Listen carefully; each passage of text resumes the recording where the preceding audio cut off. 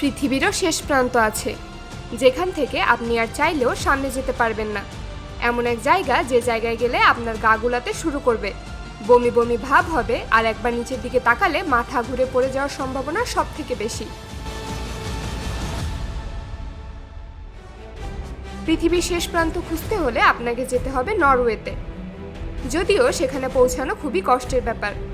সেখানে পৌঁছানোর জন্য নরওয়ের রোগাল্যান্ড প্রদেশের স্ট্যান্ড পৌরসভা থেকে 8 কিলোমিটার দীর্ঘ পথ পাড়ি দিয়ে আরও 4 কিলোমিটার পথ হেঁটে যেতে হবে।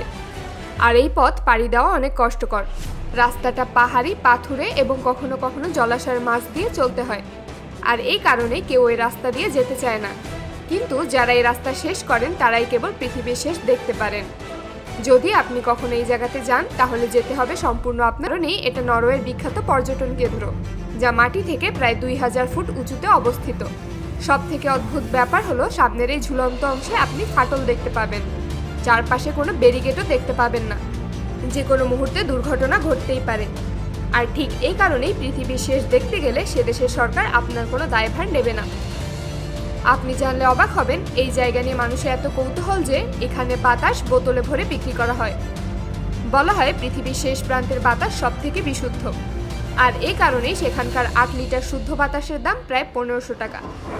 2017 সালে মিশন ইম্পসিবল 6 চলচ্চিত্রের শুটিংয়ের কারণে এই জায়গাতে এক সপ্তাহ পর্যটকদের জন্য বন্ধ ছিল।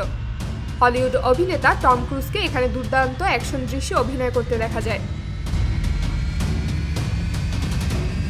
ধারণা করা হয় প্রায় 10,000 বছর আগে বরফ যুগে সুবিশাল এই জায়গাটি তৈরি হয়েছে।